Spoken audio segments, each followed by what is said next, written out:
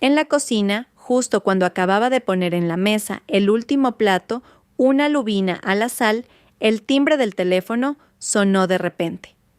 Eché un vistazo a la pantalla. Era Javier, mi marido. A estas horas se suponía que estaba haciendo horas extra en la oficina. Sí, cariño, me sequé las manos apresuradamente y contesté. Elena, escúchame un momento. La voz de Javier sonaba tan despreocupada como si estuviera hablando del tiempo que haría mañana. El miércoles de la semana que viene nos vamos toda la familia a Ibiza una semana. Ya he reservado los vuelos y el hotel. Inconscientemente apreté el teléfono con fuerza. Mis nudillos se pusieron blancos. Otra vez lo mismo. Esta era ya la tercera vez. Escuché mi propia voz extrañamente calmada como la quietud que precede a la tormenta. Ah, sí, supongo que van tus padres Marcos con su novia y también tu tía con su hija. 6 personas en total, ¿verdad? Exacto, dijo Javier con un tono alegre. La villa que he reservado esta vez solo tiene 3 habitaciones, así que con tanta gente no hay sitio para todos. Por eso tú no vengas, ¿vale? Respiré hondo mirando la mesa del comedor con sus 2 platos principales y una sopa, todo preparado con esmero, todos mis platos favoritos. Y ahora acabarían en la basura igual que mis esperanzas. Ah, de acuerdo. Pues que lo paséis muy bien, me oí decir como si el sonido viniera de un lugar muy lejano. Sabía que eras la más comprensiva. Javier soltó un evidente suspiro de alivio. Ah, y estos días que no estaré en casa, acuérdate de regar las flores del patio. Y también mis suculentas. No te olvides. Sí lo sé. Colgué el teléfono. Me quedé inmóvil. La pantalla del teléfono se oscureció como la luz que se extinguía lentamente en mis ojos. La tercera vez. 3 años de casados, un viaje familiar cada año y a mí nunca me habían invitado. El primer año, Javier dijo que como acababa de sufrir un aborto espontáneo, no era conveniente que viajara lejos. El segundo año dijo que mi trabajo era muy exigente y que sería difícil pedir vacaciones. Este año ni siquiera se había molestado en inventar una excusa decente. Mecánicamente empecé a recoger la mesa tirando a la basura la comida que nadie había probado. De repente mi muñeca tembló y el plato se deslizó de mi mano cayendo al suelo y haciéndose añicos. Miré fijamente los trozos rotos en el suelo y de pronto me parecieron un reflejo de mí misma. Este matrimonio, aparentemente perfecto por fuera, en realidad se rompía con el más mínimo toque. El teléfono vibró de nuevo. Era el grupo de WhatsApp de la familia de mi marido. Lo abrí. Era un mensaje de mi suegra Carmen. Familia, este año hemos decidido ir a Ibiza, salimos el miércoles. Recordad llevar protector solar, que allí hace mucho calor ahora. Detrás una serie de emojis de celebración. Me quedé mirando las palabras, toda la familia, con los ojos escocidos. En su definición, yo no contaba como familia, solo era una extraña, una sirvienta sin sueldo. Saqué una foto que se hicieron en Málaga el año pasado. En ella Javier abrazaba por los hombros a su hermano pequeño Marcos. Mi suegra, con un llamativo vestido de diseñador, estaba sentada en el centro. Mi suegro Antonio permanecía serio a un lado. Junto a ellos, su sobrina y la novia de Marcos de aquel entonces. 7 personas sonriendo radiantes con el mar azul y las palmeras de fondo. Ese día yo estaba sola en casa con fiebre alta. Llamé a Javier y me dijo: «Tómate un paracetamol y duérmete un poco, ya verás cómo se te pasa. Estamos buceando y no hay buena cobertura. Te dejo». Me agaché y recogí uno a uno los trozos de porcelana del suelo. Me corté un dedo y empezó a sangrar, pero no sentí dolor. Comparado con el dolor de mi corazón, ¿qué era una herida superficial? El teléfono volvió a vibrar. Esta vez una videollamada de mi mejor amiga, Sofía. Me sequé la cara intentando recomponer mi expresión antes de contestar. «Elena, tía, no sabes lo que me ha pasado. Hoy en el bufete hemos tenido un cliente súper difícil de tratar». La voz de Sofía se detuvo de golpe. Entrecerró los ojos acercando la cara a la pantalla. «¿Qué te pasa? Tienes los ojos rojos. Nada. Estaba cortando cebolla y me han picado los ojos. Intenté forzar una sonrisa. Venga ya. ¿Te crees que después de más de 10 años de amistad no te conozco? Sofía frunció el ceño. Te ha vuelto a hacer algo el imbécil de Javier. Bajo la mirada penetrante de Sofía, mi coraza se derrumbó. Le conté todo en pocas frases, mi voz se fue apagando hasta convertirse casi en un susurro. Siento que soy el hazmerreír de todos. El hazmerreír Sofía se rió con frialdad. Los que son el hazmerreír son la familia de Javier. Elena despierta, no te consideran parte de la familia. Guardé silencio. En el fondo, lo sabía perfectamente, solo que no quería admitirlo. 3 años atrás, en aquella boda por todo lo alto, Javier se había arrodillado y me había prometido que me haría feliz. Esa imagen todavía estaba nítida en mi mente. ¿Cómo en un abrir y cerrar de ojos habíamos llegado a esto? Elena, la voz de Sofía, se volvió repentinamente seria. ¿Recuerdas lo de la separación de bienes antes de la boda? Asentí. Ocurrió un mes antes de casarnos. Javier de repente propuso que firmáramos la separación de bienes, diciendo que era una tradición en su familia. Aunque en ese momento me sentí incómoda para demostrar que no era una interesada, afirmé. El chalet está a tu nombre, ¿verdad? ¿Está clara la titularidad? Es la dote que me dieron mis padres. Es un bien privativo registrado solo a mi nombre. ¿Por qué de repente preguntas por esto? Sofía dudó un momento y finalmente solo dijo, por nada. Solo para recordarte que tienes que pensar más en ti misma. Oye, ya que su familia se va de viaje la semana que viene, ¿quieres venir a mi casa unos días? Estar sola es muy aburrido. Rechacé la amable oferta de Sofía. Después de colgar, me quedé de pie frente al ventanal, mirando el césped del jardín que Javier cuidaba con tanto esmero. Este era el chalet que compramos al casarnos. La entrada la pagaron mis padres. La reforma la pagué yo con mis ahorros de todos estos años de trabajo. La familia de Javier solo aportó una parte muy pequeña, pero insistieron en añadir el nombre de Javier en la escritura. La razón, un hombre tiene que mantener las apariencias. La noche fue cayendo. Maquinalmente me duché y me metí en la cama. Javier volvería a hacer horas extra esta noche, no vendría a casa. Desde hacía medio año, sus horas extra eran cada vez más frecuentes y yo ya había dejado de preguntar. Tumbada en la cama mirando al techo, un pensamiento repentino cruzó mi mente. Un matrimonio así, ¿realmente quiero continuarlo? Durante los últimos 3 años me había esforzado por ser una buena esposa respetuosa con mis suegros, atenta con mi marido e incluso tolerante con las impertinencias de mi cuñado. ¿Y qué había recibido a cambio? La exclusión deliberada en el grupo de WhatsApp familiar, las noches cada vez más frecuentes en las que mi marido no volvía a casa y el viaje familiar anual del que siempre me dejaban fuera. El teléfono se iluminó. Un mensaje de WhatsApp de Javier. Cariño, ¿ya duermes? La semana que viene que no estoy, acuérdate de revisar bien las puertas y ventanas cada día. Ah, y mi madre dice que quiere traer algunos productos típicos de Ibiza de regalo. Mañana ve a comprar unas cajas bonitas y déjalas preparadas, ¿vale? Miré el mensaje y de repente me eché a reír. Reí hasta que las lágrimas corrieron por mis mejillas. Basta, realmente basta ya. Elena García, ¿hasta cuándo vas a seguir engañándote a ti misma?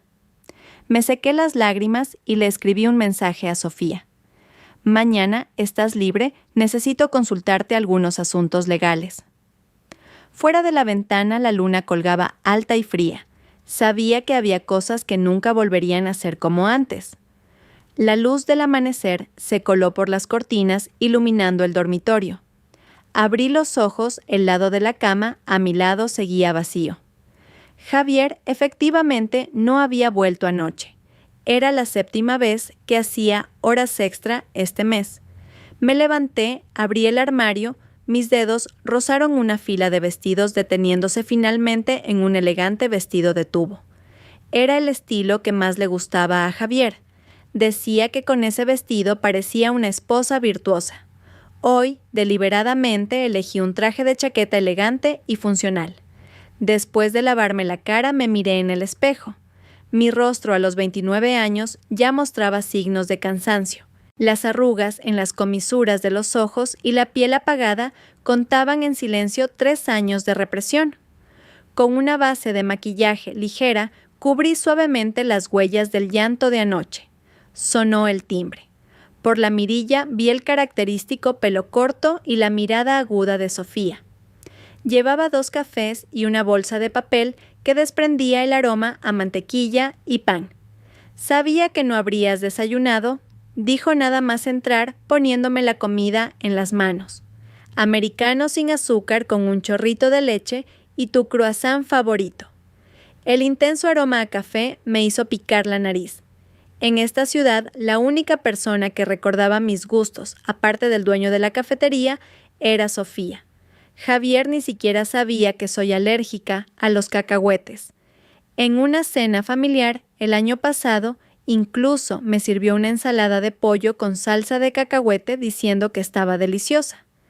«Venga, cuéntame, ¿qué asunto legal quieres consultar?» Sofía fue directa al grano sacando su portátil del maletín. Removí mi café sopesando cada palabra. Si quisiera divorciarme, ¿cómo podría proteger mis intereses? Los ojos de Sofía se iluminaron. «Por fin has entrado en razón», rápidamente abrió varios archivos. «Primero tenemos que aclarar la situación de vuestros bienes. Has dicho que tienes un chalet a tu nombre, ¿verdad? Si fue la dote de mis padres. Ellos pagaron la entrada y está registrado solo a mi nombre. Pero después de casarnos, Javier insistió en que añadiera su nombre. Dijo que era para mantener las apariencias». «¿Y añadiste su nombre?», Sofía frunció el ceño. «¿Cuándo medio año después de la boda?». En ese momento se quejaba todos los días diciendo que las esposas de sus compañeros de trabajo ponían a sus maridos en las escrituras y que él era el único que le hacía quedar mal en la oficina. Me ablandé y acepté. Sonreí amargamente. Los dedos de Sofía volaban sobre el teclado. «Esto es un poco complicado, pero como es un bien privativo anterior al matrimonio, la entrada y la plusvalía correspondiente siguen siendo tuyas». «¿Quién pagó la reforma?». «La mayor parte fue con mis ahorros del trabajo, unos 30,000 euros. La familia de Javier aportó unos 7,500 euros. ¿Tienes los recibos?». Asentí. «Guardo el contrato de la reforma y todas las facturas». Sofía pareció satisfecha. «A continuación necesitamos reunir más pruebas. ¿Conoces bien los ingresos de Javier?». Esta pregunta me dejó perpleja. ¿Los ingresos de Javier? Desde que nos casamos, siempre hemos tenido cuentas separadas. Él solo me daba una cifra aproximada. Nunca le pregunté cuánto ganaba exactamente. Su sueldo es de unos 80,000 euros al año. Cada mes me transfiere 600 euros para los gastos de la casa. El resto, cada uno paga lo suyo. Las cejas de Sofía casi se le salieron de la frente. ¿Qué lleváis 3 años casados y seguís con cuentas separadas? ¿Y la hipoteca del chalet? La estoy pagando yo. Mi voz se hizo más pequeña. Javier dice que su dinero es para invertir. Además, sus padres son mayores y necesita tener ahorros para gastos médicos. Elena García Sofía golpeó la mesa. ¿No te das cuenta de que te ha estado engañando? Esto no es una relación matrimonial normal.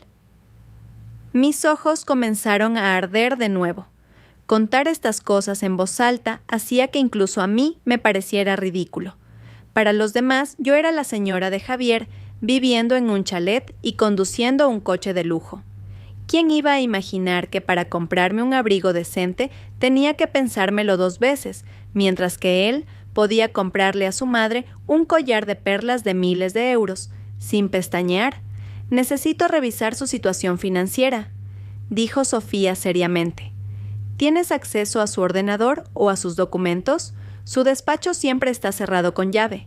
Dice que dentro hay documentos importantes de clientes». De repente, recordé algo. «Pero tengo una copia de todas las llaves de casa. Podría entrar a mirar cuando él no esté». «Ten cuidado, no levantes sospechas», advirtió Sofía. Céntrate en los extractos bancarios, los registros de inversión y vaciló. ¿Hay pruebas de infidelidad? Mi corazón se encogió. Infidelidad. La posibilidad que siempre me había negado a mí misma finalmente estaba sobre la mesa. Después de que Sofía se fuera, me paré frente a la puerta del despacho de Javier con la llave en la mano. Cuando nos casamos, acordamos respetar nuestra privacidad. Por eso, nunca había entrado en su espacio personal sin permiso. Hoy tenía que romper esa regla. El sonido de la llave en la cerradura fue extrañamente nítido. Al abrir la puerta, me golpeó un ligero olor a colonia masculina. El despacho estaba impecable. Los libros de derecho en la estantería estaban ordenados por tamaño, el escritorio sin una mota de polvo. Revisé primero los cajones. El superior contenía documentos de trabajo normales. En el del medio había algunos álbumes de fotos. Los hojeé, eran todo fotos de él y su familia. Nuestras fotos juntos eran apenas un puñado. El cajón inferior estaba cerrado con llave. Este detalle inusual aumentó mis sospechas. Miré a mi alrededor y mis ojos se posaron en una pequeña caja fuerte detrás de la estantería. Era la caja que Javier compró el año pasado diciendo que era para guardar documentos importantes. Probé con la fecha de nuestro aniversario de boda. Incorrecto, su cumpleaños. Incorrecto. Finalmente introduje el cumpleaños de su madre. La caja fuerte hizo clic y se abrió. Dentro había una pila de documentos ordenados. Encima de todo, una escritura de propiedad. La abrí. Era la escritura de mi chalet. Pero en la sección de titularidad ponía claramente Javier Ruiz, Elena García, copropiedad al 50%. Recordaba perfectamente que al principio solo era añadir su nombre, debería haber sido una propiedad pro indiviso con porcentajes. Seguí buscando y encontré varios extractos bancarios. El saldo de la cuenta de Javier me dejó boquiabierta. No eran los 30.000 euros que él decía, sino casi 300.000. Además, cada mes había una transferencia fija a una persona llamada Laura por importes que iban desde los 200 hasta los 800 euros. En el fondo había un exquisito estuche de joyería de terciopelo. Lo abrí temblando. Dentro había un collar de diamantes de Cartier que nunca había visto. La factura indicaba un precio de más de 15.000 euros. La fecha de compra era mi cumpleaños del año pasado, pero el regalo que yo recibí fue solo un ramo de rosas sin más. Debajo del estuche había una foto. Javier abrazaba a una chica joven junto a la piscina de un resort. Ambos llevaban bañadores a juego y sonreían felices. En el reverso ponía «Con mi amor en Ibiza, agosto de 2022». Justo la semana que él dijo que estaba en un viaje de trabajo. Mi mundo empezó a dar vueltas. Las noches de horas extra, las excusas, los gastos inexplicables. Todo tenía una explicación. De repente el teléfono vibró, haciéndome sobresaltar y casi tirar la foto. Era Javier. «Cariño, esta noche no vengo a cenar. Hay una cena de empresa». Miré fijamente el mensaje y me fijé en su foto de perfil de WhatsApp. Estaba sentado en la mesa de un restaurante de lujo. El encuadre solo captaba la copa de vino de enfrente y una mano con las uñas pintadas de rojo. Al ampliar la imagen en el reflejo del cristal de detrás, se veía vagamente su figura y la de una chica de pelo largo. En ese momento mi corazón se calmó de una forma extraña. Todas mis dudas y autonegaciones tenían respuesta. No era paranoica ni sensible, solo una idiota a la que habían estado engañando. Con calma fotografié todas las pruebas y las envié al correo electrónico encriptado de Sofía. Luego volví a colocar todo en su sitio, cerré la caja fuerte y salí del despacho. A las 10 de la noche, Javier llegó a casa oliendo a alcohol. Sentada en el sofá del salón, le observé sin emoción mientras se quitaba los zapatos tambaleándose. «Cariño». Aún despierta se acercó para besarme, pero giré la cabeza para evitarlo. «Hueles a perfume». «No me gusta», dije con calma. Javier se quedó helado un instante, luego sonrió. «Es por una reunión con clientes, Elena. Es inevitable. Esas clientas se bañan en perfume. Ah, sí le miré directamente a los ojos. ¿Laura también es una clienta? La expresión de Javier se congeló, la borrachera pareció desvanecerse a la mitad. ¿Qué estás diciendo? Nada, me levanté, solo que de repente he recordado que cada mes tienes que atender a esta clienta varias veces. Debes de estar agotado. El rostro de Javier pasó del rojo al blanco pálido. Elena, déjame que te explique. No hace falta que expliques, le interrumpí. Estoy cansada. Me voy a dormir. Mañana tengo que ir a comprar las cajas para los recuerdos de Ibiza para tu madre. ¿Recuerdas? Me di la vuelta y entré en el dormitorio, dejando a Javier solo y petrificado en el salón. Al cerrar la puerta me apoyé en ella, escuchando sus pasos nerviosos fuera y su voz susurrante al teléfono. Seguro que estaba avisando a esa tal Laura. El teléfono se iluminó. Era un mensaje de Sofía. Pruebas recibidas, suficiente para hundirlo. Mañana ven al despacho y hablamos de los detalles. Esta vez tienes que hacerme caso. Respondí con un OK y borré el historial de chat. Tumbada en la cama, miré al techo extrañamente tranquila. La antigua Elena habría llorado hasta empapar la almohada, pero la Elena de ahora solo quería reírse con desdén. Javier abrió la puerta con cuidado, fingiendo que no había pasado nada, y se acostó a mi lado. En la oscuridad oía su respiración contenida, sabía que fingía dormir. Javier, dije de repente.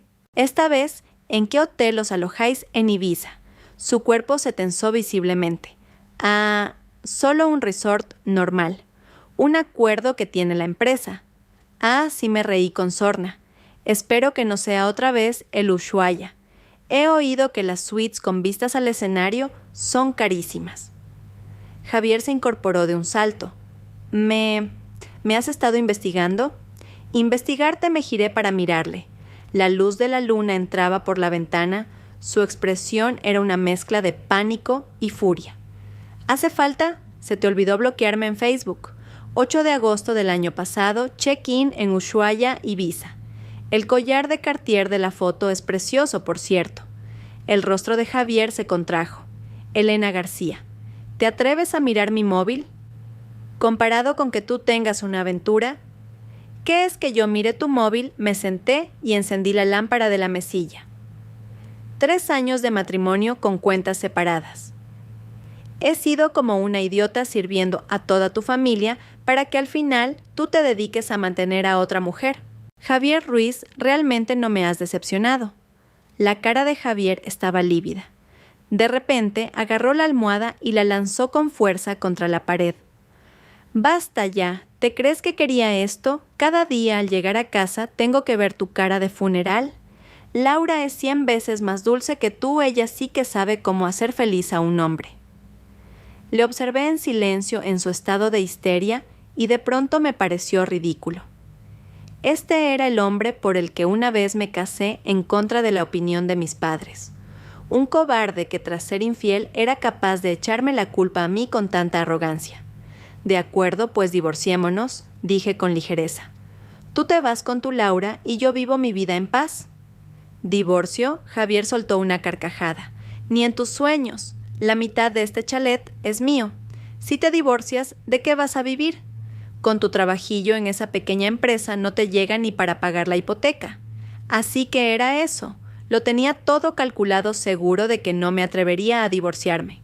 Miré su rostro triunfante y de repente me eché a reír.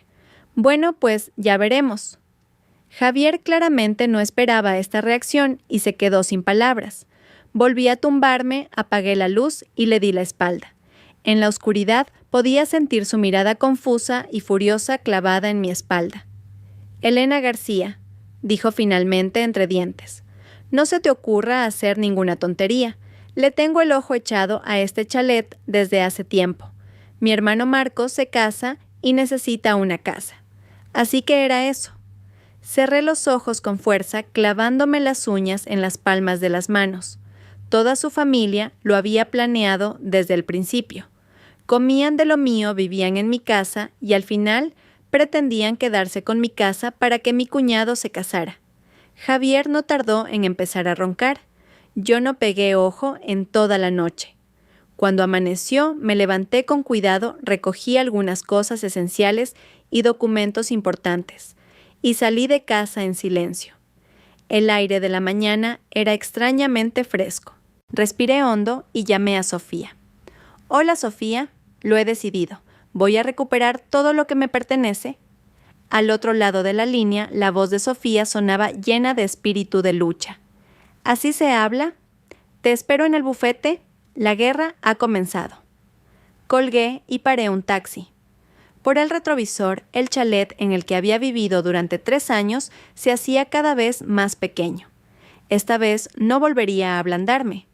El bufete de Sofía estaba en la planta 28 de un rascacielos de cristal en el centro de Madrid.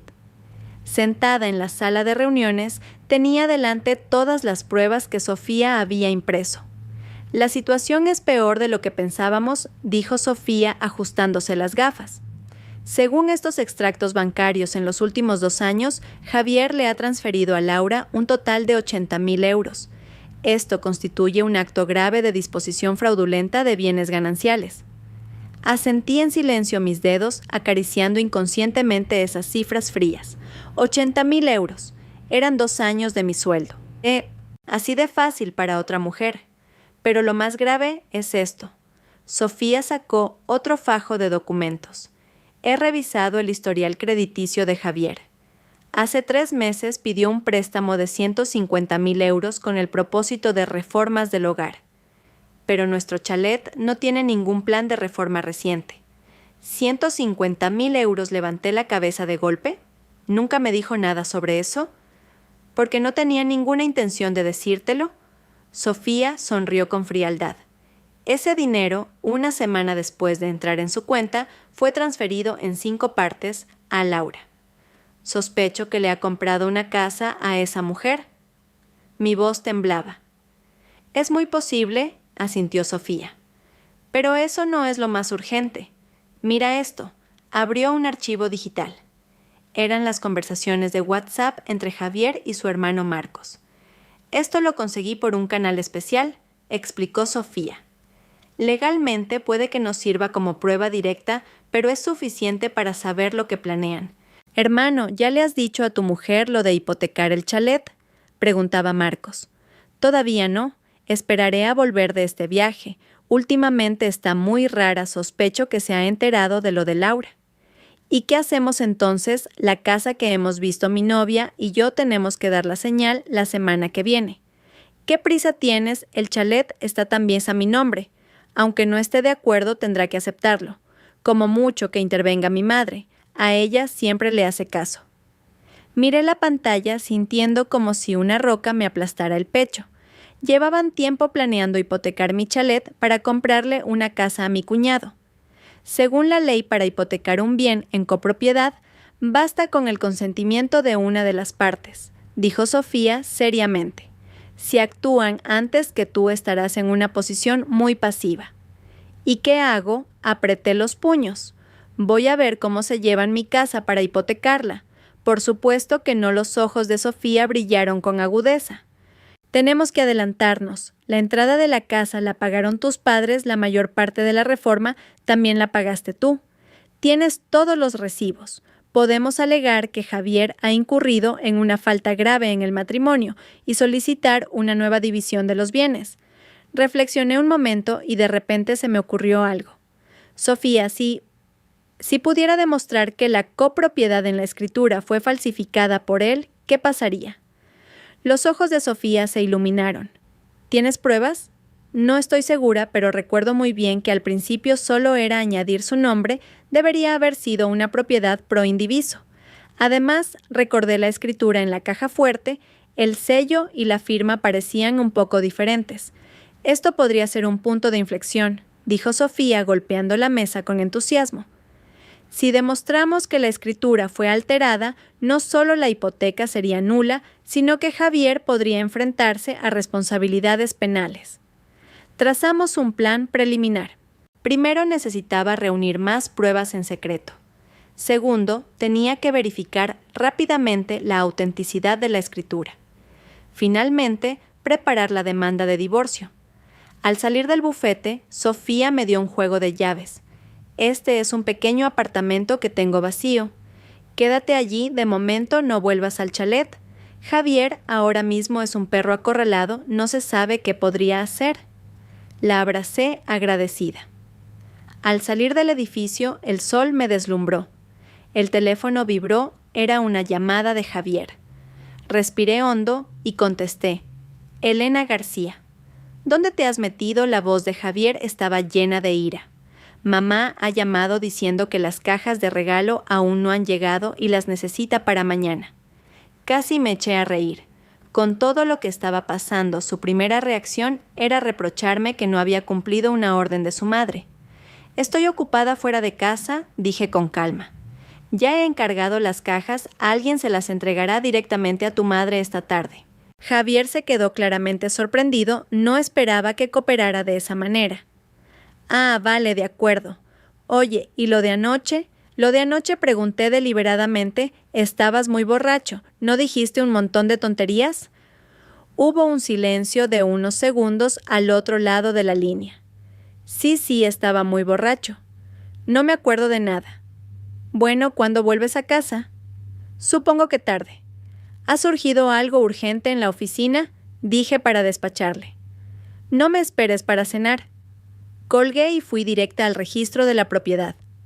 Con una copia de la escritura original y mi DNI, conseguí una nota simple informativa del chalet.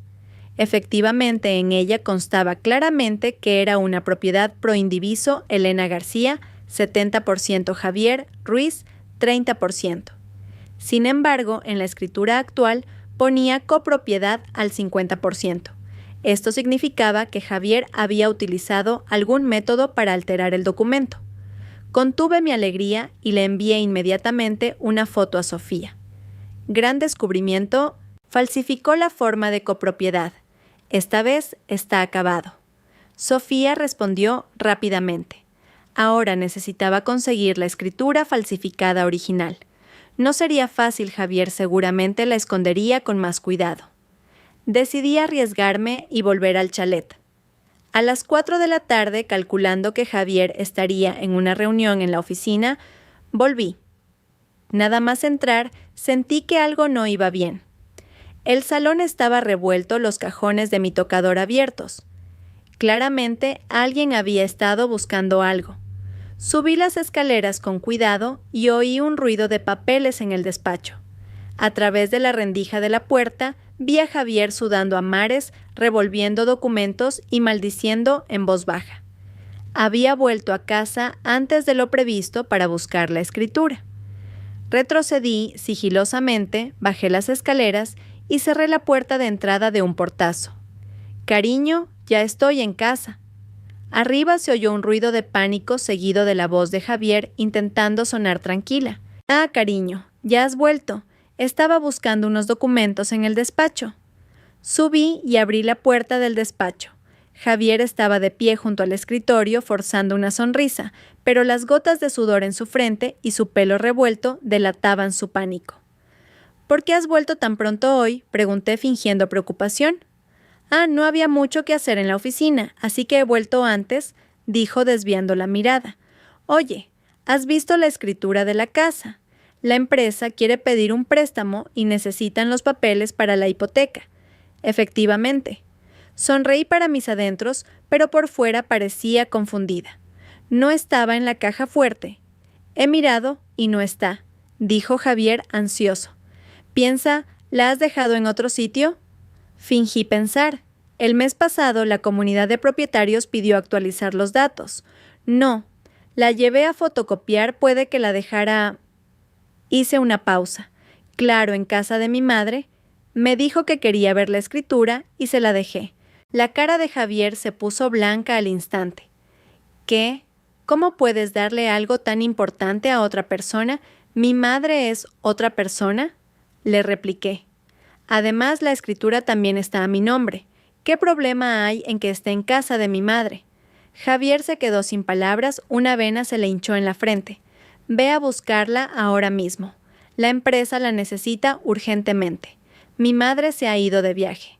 No vuelve hasta el mes que viene», dije parpadeando inocentemente. ¿Es muy urgente si no puedes usar el pequeño apartamento que tienes a tu nombre para hipotecarlo? Javier tenía un pequeño apartamento a su nombre, un bien privativo que tenía alquilado. Por supuesto, no quería tocar su propio patrimonio. No, ya pensaré en otra cosa, dijo, agitando la mano con irritación.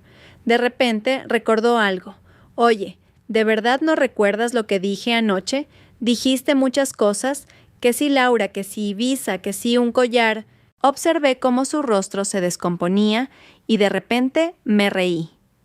Es broma, no dijiste nada. Llegaste y te quedaste dormido como un tronco. La expresión de alivio de Javier era ridícula. Se acercó para abrazarme. Cariño, últimamente he estado muy ocupado y te he descuidado. Cuando volvamos de este viaje tendremos nuestro propio mundo. Esquivé hábilmente su abrazo. Date prisa y haz la maleta. ¿No tienes un vuelo temprano mañana? Javier retiró los brazos avergonzado y subió las escaleras. Le observé de espaldas sabiendo que la farsa tenía que continuar. Lo más importante ahora era mantenerlo tranquilo para ganar tiempo. Después de la cena, Javier recibió una llamada y salió a toda prisa. Seguramente para reunirse con Laura y planear su estrategia. Actué de inmediato registrando el despacho.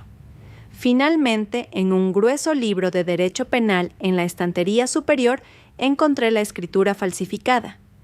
Rápidamente la fotografié y la volví a colocar en su sitio. Cuando estaba a punto de irme un sobre en el cajón del escritorio, llamó mi atención. Lo abrí. Era un contrato de hipoteca ya redactado. El chalet estaba valorado en 1.200.000 euros y el préstamo era de 800.000. El propósito, inversión familiar conjunta. Lo más aterrador era que en la sección de la firma del prestatario ya estaba mi firma imitada a la perfección. Pero claramente no era la mía. Javier había falsificado mi firma. Fotografié temblando todas las pruebas y las volví a colocar con cuidado en su sitio. Justo cuando iba a salir del despacho, sonó el teléfono. Era mi suegra Carmen. Elena, su voz era tan arrogante como siempre. Las cajas de regalo. Seguro que llegarán mañana. Quiero las de lujo, las doradas, no te equivoques. No se preocupe, suegra. Ya está todo arreglado. Respondí, conteniendo mi repugnancia. Y otra cosa continuó dando órdenes. Mientras estemos de viaje, riega las plantas una vez a la semana. Las suculentas de Javier son muy valiosas. Y los pepinillos que puse en adobo en la nevera estarán listos la semana que viene, sácalos a secar al sol. Mientras le seguía la corriente, miré el reloj. Eran las 10 de la noche y Javier aún no había vuelto. Colgué y decidí no esperar más. Hice una pequeña maleta con ropa y documentos importantes y salí del chalet hacia el apartamento de Sofía. En el camino llamé a mis padres y les conté a grandes rasgos la situación. Para mi sorpresa, mi padre no me reprochó no haber seguido su consejo.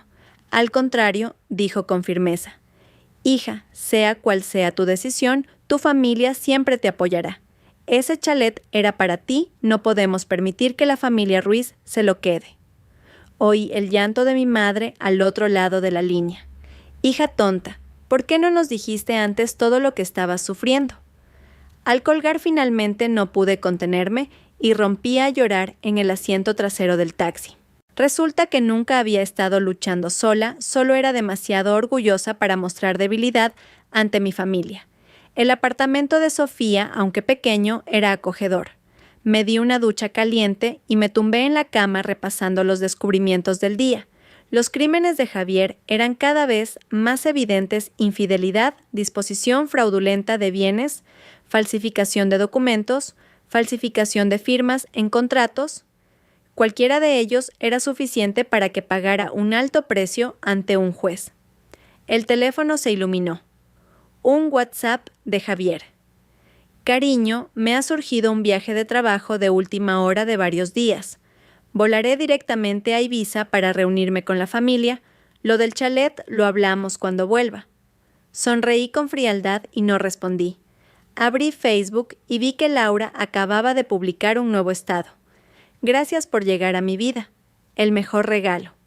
La foto adjunta era una pulsera de Cartier y la mano de un hombre. El reloj en la muñeca de ese hombre era el regalo de cumpleaños que le hice a Javier el año pasado. Con calma hice una captura de pantalla y la guardé. Luego apagué el teléfono. Mañana la batalla entraría en una nueva fase, y esta vez no tendría piedad. La luz del amanecer se filtró por las finas cortinas. Abrí los ojos tardando unos segundos en darme cuenta de dónde estaba. El apartamento de Sofía, aunque pequeño, me había proporcionado el sueño más tranquilo en 3 años. Tenía 3 llamadas perdidas en el móvil, todas de Javier, y un mensaje de WhatsApp. ¿Por qué no coges el teléfono? Ya estoy embarcando. Acuérdate de cerrar bien la puerta al salir de casa. Me reí con sorna y bloqueé su número y todos sus canales de contacto, así como los de su familia. Me levanté de la cama y abrí la nevera. La nevera de una adicta al trabajo como Sofía estaba vacía, salvo por unas botellas de agua mineral y un yogur caducado. Después de asearme, me preparé un café, abrí el portátil y empecé a planificar. Anoche Sofía me había enviado una lista detallada de acciones. Lo primero era asegurar todos mis bienes personales. Entré en mi banca online y revisé todas las cuentas a mi nombre. Afortunadamente, mi sueldo se ingresaba en una cuenta que Javier desconocía. En 3 años había ahorrado casi 40.000 euros. La cuenta conjunta que teníamos tenía un saldo de 25.000 euros. En teoría, la mitad para cada uno. Sonreí con frialdad. Javier le había transferido a su amante 80.000 euros. Llamé al banco y, alegando actividad sospechosa, bloqueé temporalmente la cuenta conjunta. Así Javier no podría transferir dinero mientras estuviera de viaje. Luego, la parte más importante, el chalet. Siguiendo el consejo de Sofía, tenía que denunciar rápidamente la pérdida de la escritura y solicitar una nueva. Pero antes debía asegurarme de que Javier no pudiera impedirlo. Sonó el teléfono. Era mi padre. Hija, he contactado con un antiguo compañero de la universidad, el abogado Torres. Tiene mucha experiencia en disputas inmobiliarias.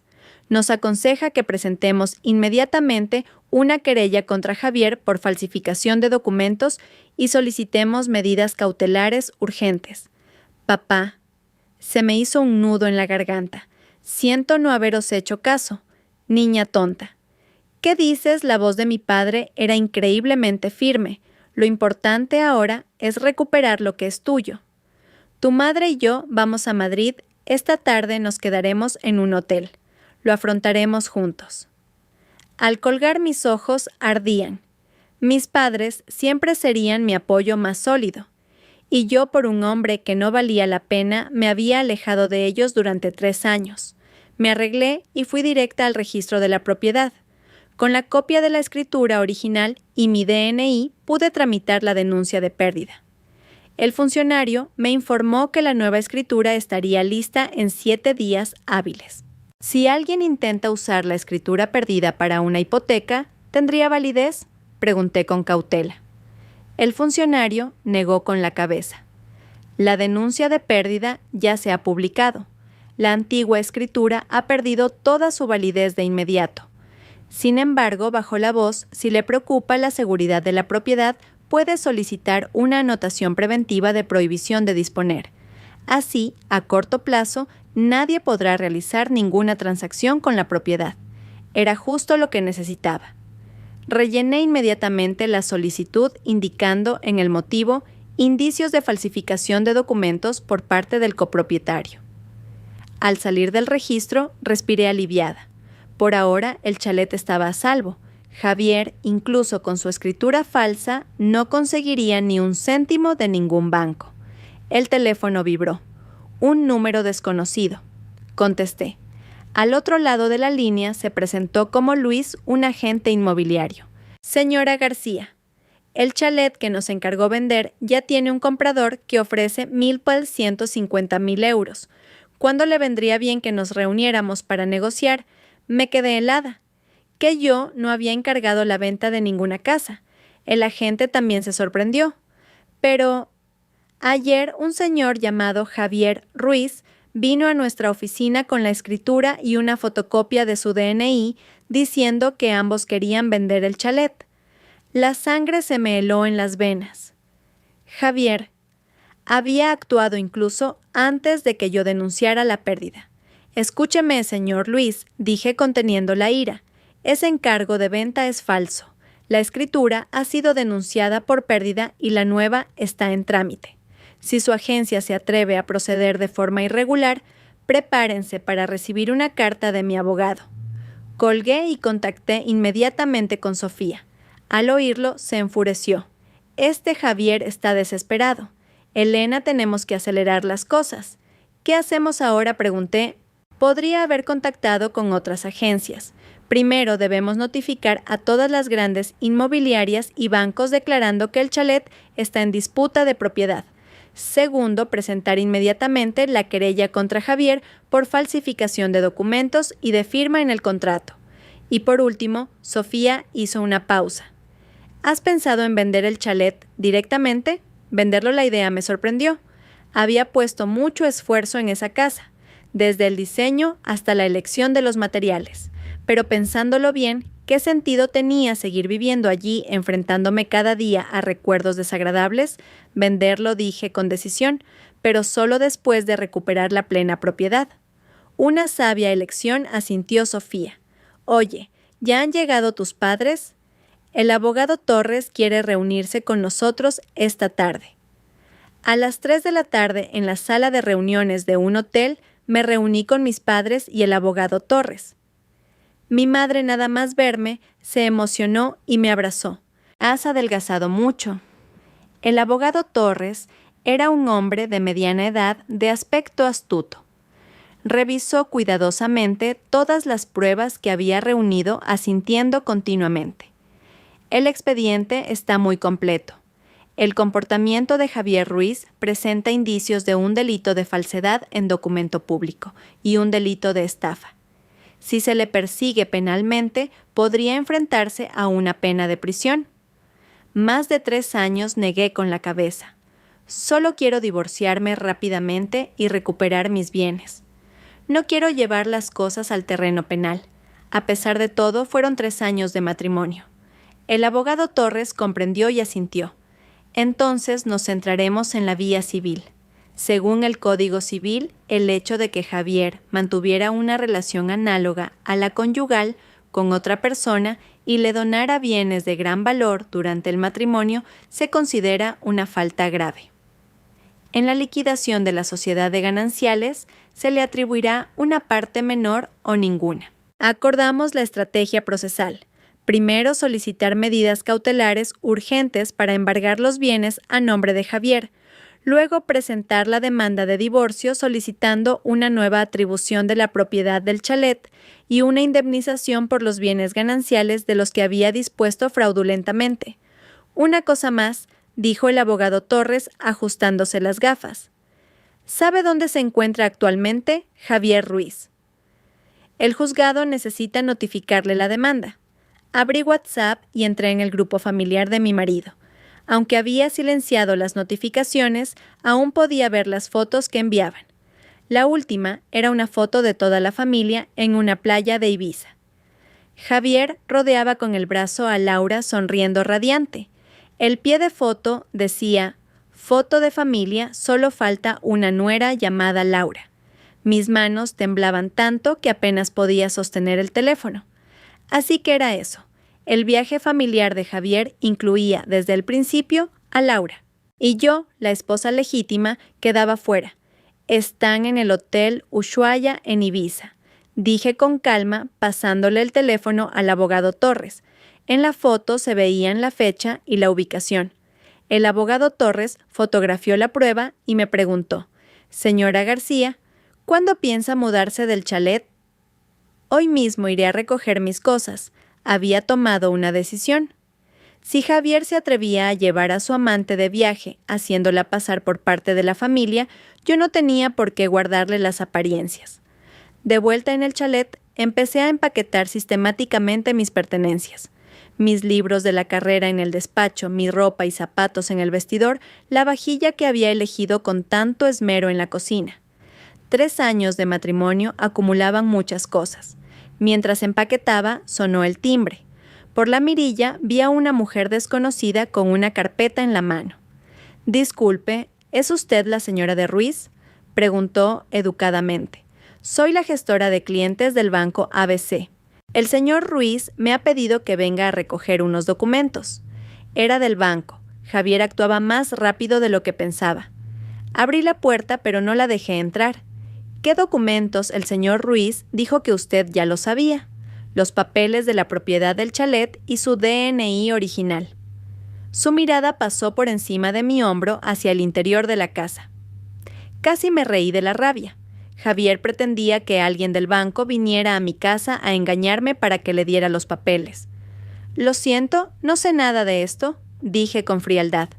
«Además, la escritura no está aquí». La gestora pareció incómoda. «Pero el señor Ruiz», dijo. «Lo que él diga no importa», la interrumpí. «Le aconsejo que revise la última notificación del registro de la propiedad. Este chalet está en disputa de propiedad. Cualquier banco que acepte hipotecarlo tendrá que asumir las consecuencias legales». Su rostro cambió. Se disculpó apresuradamente y se fue. Cerré la puerta y envié de inmediato un correo electrónico a los departamentos de riesgo de los principales bancos declarando oficialmente la disputa de propiedad del chalet. Cualquier solicitud de préstamo hipotecario con esa propiedad como garantía era inválida. Al anochecer, terminé de empaquetar todas mis cosas. El camión de la empresa de mudanzas aparcó en la puerta.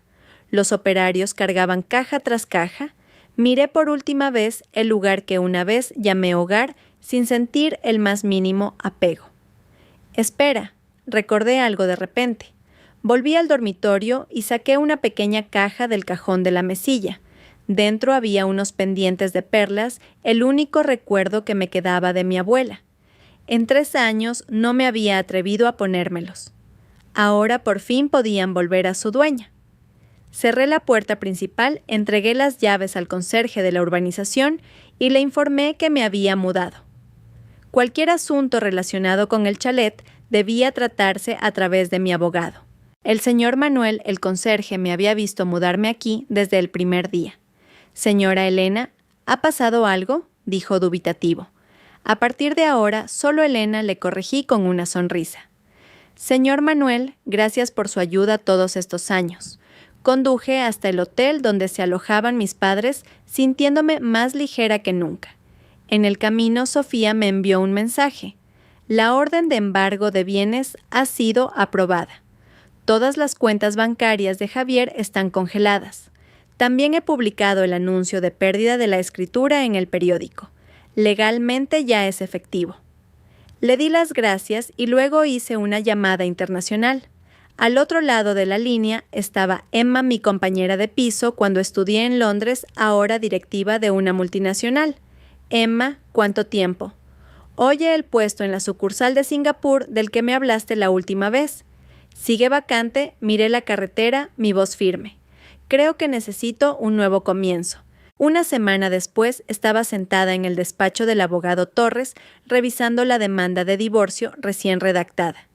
La demanda detallaba las faltas de Javier convivencia análoga a la conyugal, con otra persona falsificación de documentos, disposición fraudulenta de bienes gananciales. Cada punto respaldado con pruebas sólidas. El juzgado ha admitido a trámite la demanda. La notificación se enviará por burofax al hotel de Javier Ruiz en Ibiza. El abogado Torres me entregó otro documento. Esta es la resolución de las medidas cautelares urgentes. Todas las cuentas bancarias, acciones y propiedades a nombre de Javier han sido embargadas. Asentí y pasé a la última página. La reacción de Javier fue más violenta de lo que esperaba. El mismo día que recibió la notificación del juzgado, intentó volar de vuelta desde Ibiza, pero con sus tarjetas de crédito congeladas no pudo ni comprar el billete. Finalmente, tuvo que pedirle dinero a su hermano. «A estas horas ya debería estar en Madrid», me advirtió el abogado Torres. «¿Está segura de que no necesita marcharse por un tiempo?». No negué con la cabeza. Es hora de enfrentarlo cara a cara. Apenas terminé de hablar, mi teléfono vibró violentamente. El nombre de Javier parpadeaba en la pantalla. Era el tercer número que usaba después de que lo bloqueara. Contesté y puse el altavoz. Elena García, ¿estás loca? El grito de Javier resonó en el despacho. ¿Te atreves a demandarme y a congelar mis cuentas? Señor Ruiz, dije con calma, le ruego que cuide su lenguaje. Mi abogado está grabando esta conversación. Hubo una pausa al otro lado de la línea y luego su tono bajó. Elena, ¿de verdad tenemos que llegar a esto? ¿No podemos sentarnos y hablar las cosas como personas civilizadas? Me reí con frialdad. Cuando falsificaste la escritura y mi firma en el contrato de hipoteca, ¿por qué no pensaste en hablar conmigo cuando te llevaste a tu amante de viaje haciéndola pasar por familia? ¿Por qué no pensaste en hablar conmigo? Todos son malentendidos, se apresuró a explicar Javier. Laura es solo una prima lejana. La foto familiar fue una broma. Lo de la escritura puede que fuera un error del registro, podemos ir a corregirlo. Javier le interrumpí sus torpes mentiras. Nos vemos en el juzgado. Colgué. El abogado Torres asintió con aprobación. Muy bien manejado. Ahora se pondrá desesperado. Tenemos que estar preparados. Efectivamente, menos de media hora después, Sofía me envió un mensaje urgente. Javier ha ido al chalet con sus padres. Están montando un escándalo en la conserjería exigiendo cambiar la cerradura. El abogado Torres y yo fuimos para allá inmediatamente. Desde lejos ya se oía la voz chillona de mi suegra Carmen. Mi hijo es el propietario. ¿Por qué no le dejan entrar? Ustedes, los de la seguridad, seguro que han aceptado dinero de esa mujerzuela. El señor Manuel, el conserje, parecía muy apurado. Señora, la señora Elena ha denunciado oficialmente la pérdida de la escritura y la nueva está en trámite. Legalmente, ahora mismo, ella es la única con derecho a disponer del chalet. Tonterías, mi suegro Antonio golpeó el mostrador. La mitad de ese chalet es de mi hijo. ¿Quién se cree que es Elena García para no dejarle entrar en su propia casa? Respiré hondo y entré. Suegros, ¿cuánto tiempo sin verles? ¿Se lo han pasado bien en Ibiza? La foto de familia es preciosa. Los tres se giraron al mismo tiempo, sus expresiones eran un poema. La cara de Javier estaba morada y mi suegra parecía querer comerme viva. Elena García, mi suegra, se abalanzó sobre mí intentando agarrarme del cuello de la camisa. «¿Pero tú qué te has creído? ¿Te atreves a tratar así a mi hijo?» El abogado Torres se interpuso entre nosotras. «Señora, por favor, controle su comportamiento. Agredir a una persona es un delito. Estamos grabando todo». La mano de mi suegra se quedó suspendida en el aire, su rostro palideció y la retiró. «Muy bien, qué valiente. Hasta traes un abogado para enfrentarte a tu familia política». Elena García Javier apartó a su madre y dijo entre dientes: «¿Qué es lo que quieres exactamente?» Muy simple, le miré directamente a los ojos. «Divorciarme y recuperar todos los bienes que me pertenecen». «Ni lo sueñes», rugió Javier. «En esa escritura también está mi nombre, no te quedarás con todo». Ah, sí, saqué un fajo de documentos de mi bolso. Esta es la nota simple original del registro de la propiedad que indica claramente que es una propiedad pro indiviso yo, 70%, tú, 30%. El documento que tú falsificaste para que fuera una copropiedad al 50% ya constituye un delito. El rostro de Javier se volvió blanco como el papel. «Mientes. No solo eso», continué presionando. «También falsificaste mi firma para un contrato de hipoteca y le transferiste a tu amante 80,000 euros. Todas estas acciones constituyen faltas graves en el matrimonio. Según la ley, no solo no te corresponde ninguna parte del chalet, sino que podrías tener que indemnizarme por daños y perjuicios. Mi suegra no pudo más». «Tonterías. Mi hijo te ha mantenido todos estos años y en lugar de estar agradecida, ¿te atreves a morder la mano que te da de comer?» Mantenerme casi me reí. «Suegra, durante 3 años hemos tenido cuentas separadas. La hipoteca, la luz, el agua, los gastos de comunidad. Todo lo he pagado yo sola. Su hijo solo aportaba 600 euros al mes para gastos que no alcanzaban ni para su propia comida». Mi suegra se quedó sin palabras. Antonio me miró con los ojos entrecerrados. Elena, somos familia. ¿Por qué llevar las cosas a este extremo? Javier ha cometido un error, pero tú también tienes tu parte de culpa. Es normal que los hombres cometan pequeños deslices de vez en cuando. Pequeños deslices, le interrumpí. ¿Falsificar documentos es un pequeño desliz? Disponer fraudulentamente de bienes es un pequeño desliz.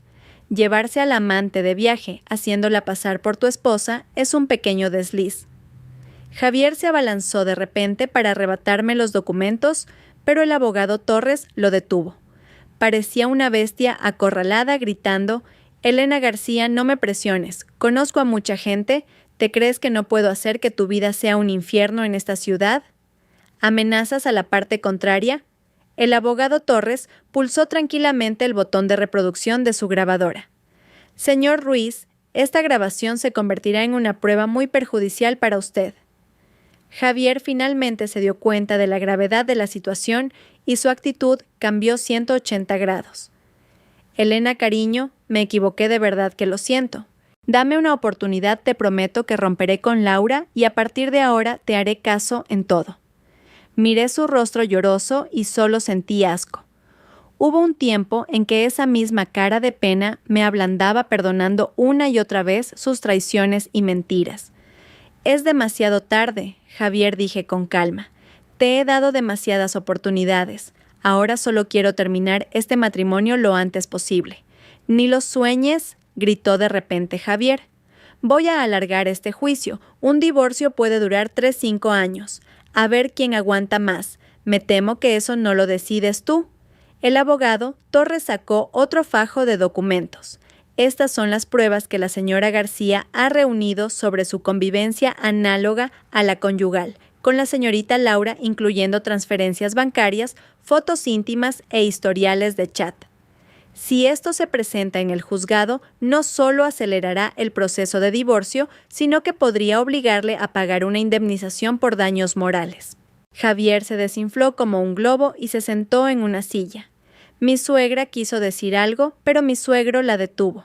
Finalmente se dieron cuenta de que su querido hijo se había topado con un muro de acero. «Te doy 3 días para pensarlo», me levanté. «Si aceptas un divorcio de mutuo acuerdo, el chalet es para mí, y los demás bienes se reparten según la ley. Si insistes en ir a juicio, nos veremos en el juzgado.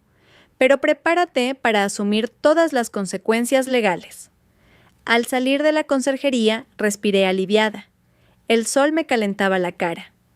El teléfono vibró. Era Emma enviándome un correo electrónico. Adjunto una oferta de trabajo para el puesto de directora de marketing de la sucursal de Singapur. El sueldo era el triple del que tenía actualmente. «¿Lo tienes decidido?», preguntó el abogado Torres. Asentí. «Cuando resuelva esto de aquí, me iré a Singapur a empezar una nueva vida». Una sabia elección, sonrió el abogado Torres. Sin embargo, Javier no se rendirá fácilmente. Es posible que recurra a tácticas más sucias.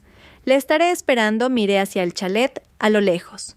Ese lugar que una vez fue mi hogar, ahora era solo un edificio frío. Esta vez no daría ni un paso atrás. 3 días después, como era de esperar, Javier no firmó los papeles. En su lugar, lanzó una campaña de desprestigio. Primero los parientes de su familia me llamaron uno tras otro para aconsejarme. Luego aparecieron publicaciones sensibleras en Facebook insinuando que yo era una trepa que lo dejaba por otro con más dinero. Finalmente, incluso fue a mi empresa a quejarse al Departamento de Recursos Humanos, alegando que mi vida privada era inmoral. Afortunadamente, estaba preparada.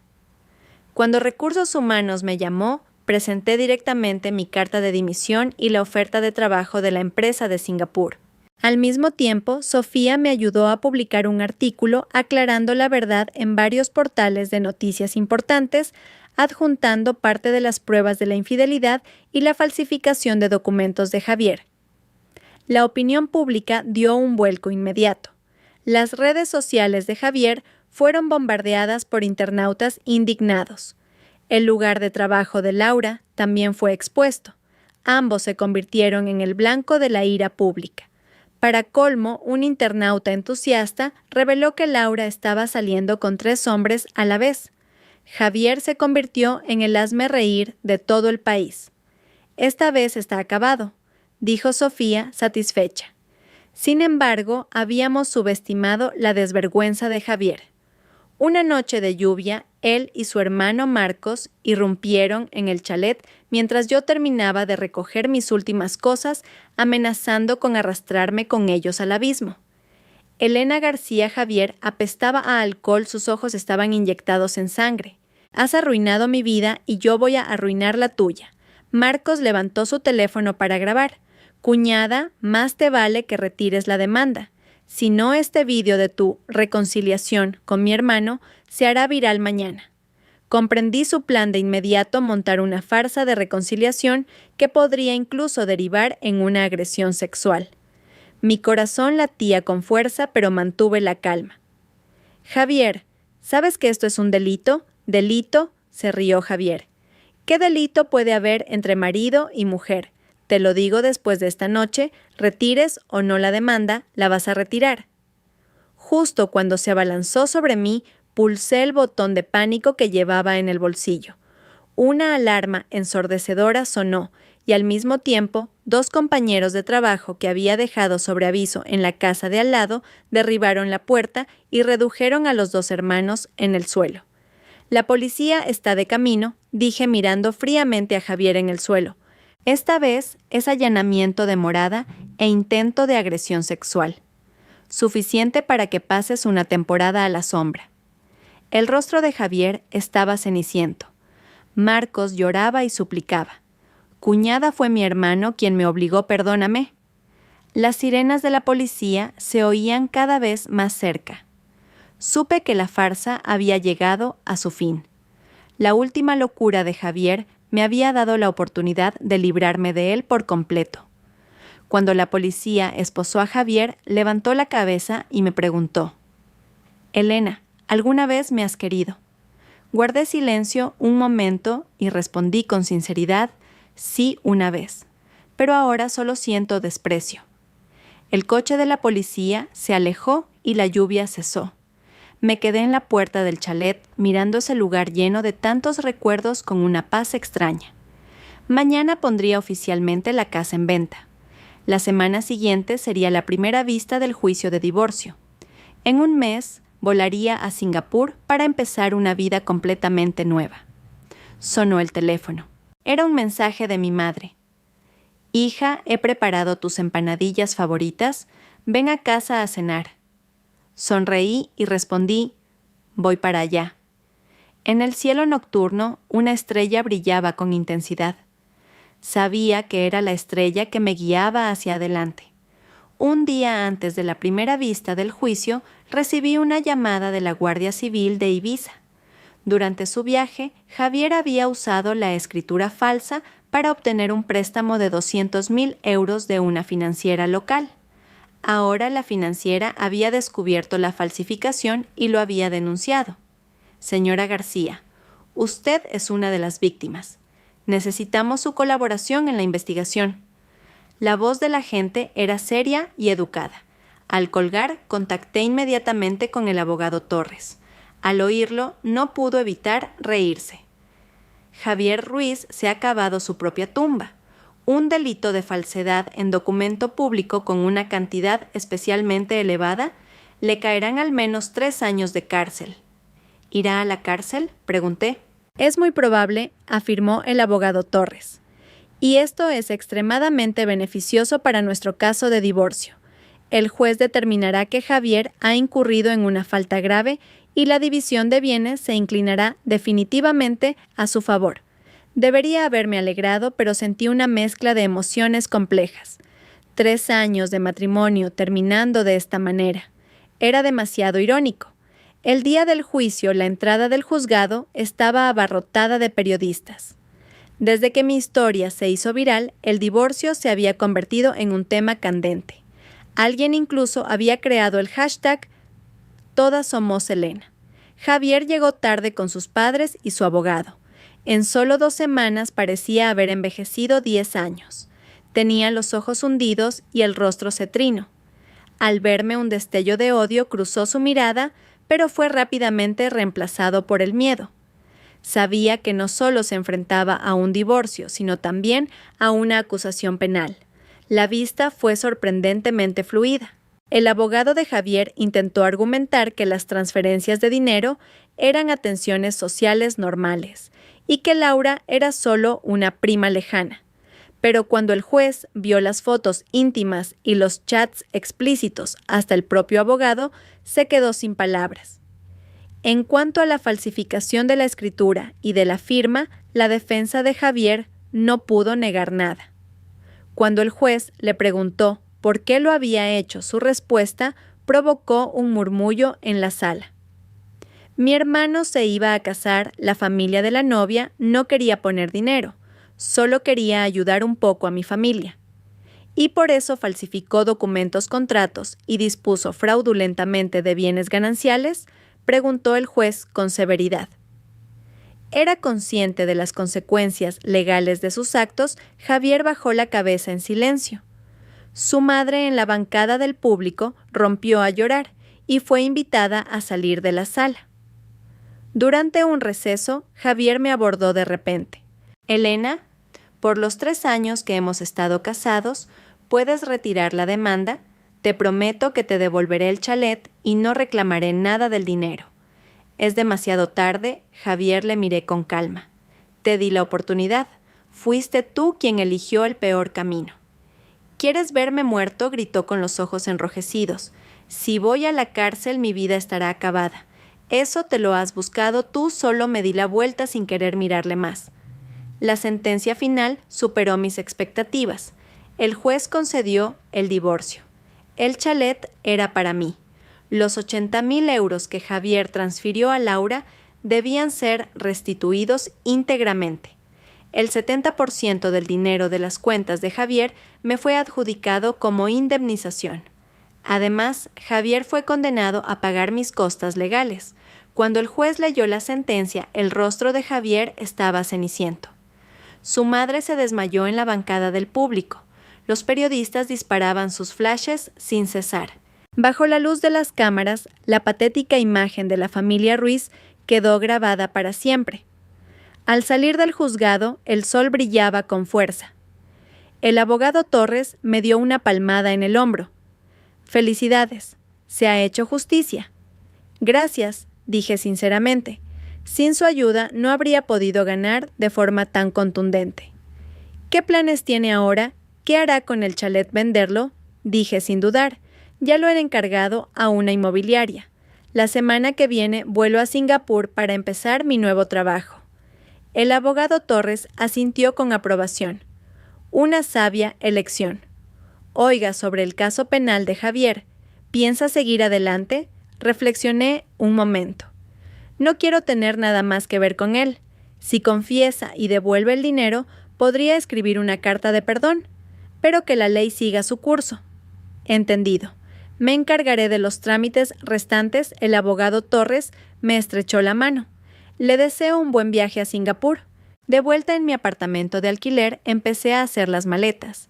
3 años de matrimonio al final se resumían en 2 maletas. El teléfono no paraba de vibrar con mensajes de felicitación de mis amigos. Los respondí uno a uno y luego lo apagué disfrutando de la rara tranquilidad. Esa noche Sofía vino a celebrar con champán. «Ja, ja, ja, esta vez Javier se ha quedado sin nada. ¡Qué satisfacción!», chocamos las copas. El champán burbujeaba en mi lengua con un sabor dulce. De repente Sofía se puso seria. «De verdad, Elena, lo que más me ha preocupado estos 3 años ha sido verte perderte a ti misma, volviéndote cada vez menos tú». Lo sé, apreté la copa. A veces me pregunto por qué fui tan tonta. Había tantas señales y siempre elegí mirar para otro lado. «Porque estabas enamorada, tonta», suspiró Sofía. «El amor ciega. Pero por suerte, al final has despertado». A la mañana siguiente recibí una llamada de la inmobiliaria. El chalet se había vendido por 1.250.000 euros 50. 000 euros por encima del precio de mercado.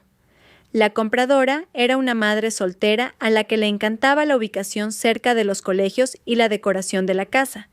Dice que quiere hacer la firma cuanto antes. ¿Cuándo le vendría bien?, preguntó el agente con cautela. Sin problema, acepté de inmediato. Mañana mismo puedo ir a firmar. Al colgar, sentí un gran alivio.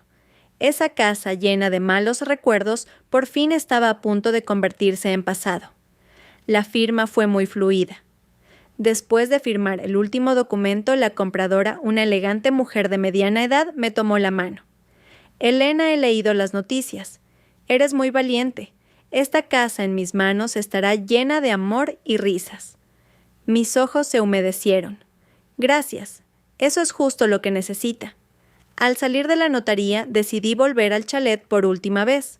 Los nuevos dueños no se mudarían hasta el día siguiente, así que estaba vacío. Abrí la puerta familiar. La casa estaba vacía, solo se oía el eco de mis pasos. El sol se filtraba por el ventanal, dejando vetas doradas en el suelo. Paseé lentamente por cada habitación, los recuerdos volvían como una marea. El salón donde Javier una vez tiró la comida de la mesa porque no le gustaba mi guiso. El despacho donde pasaba noches en vela trabajando, pero en realidad ligando por videollamada con Laura. El dormitorio principal, donde me forzó a cumplir con mis deberes conyugales después de una borrachera. Pero también hubo momentos bonitos. En la cocina donde una vez preparé un banquete para sus padres. En la terraza donde mis amigas y yo bebimos vino y charlamos hasta tarde. En el jardín donde las rosas que planté florecían cada año. Adiós, dije en voz baja, cerrando suavemente la puerta. Esta vez sin mirar atrás. Al salir de la urbanización me encontré a Marcos, el hermano de Javier, en la puerta. Parecía demacrado. Al verme se sorprendió y luego corrió hacia mí. Cuñada. No, Elena, tartamudeó. ¿Podrías prestarme algo de dinero? Mi hermano está detenido. La familia de mi novia quiere romper el compromiso. Mi madre ha tenido que ingresar en el hospital por la tensión alta. No podía creer lo que oía. La familia Ruiz aún tenía la cara de venir a pedirme dinero. Marcos, dije con calma, ¿sabes que tu hermano falsificó mi firma para hipotecar el chalet precisamente para comprarte una casa a ti? Su rostro cambió. Yo no sabía de dónde venía el dinero. Vuestra familia no conoce la vergüenza, me reí con frialdad. Tu hermano va a la cárcel, tu madre está en el hospital, tu boda se ha cancelado. Todo eso es el karma. Te aconsejo que te preocupes por ti mismo. Dicho esto, me di la vuelta y me fui. Marcos gritó a mi espalda.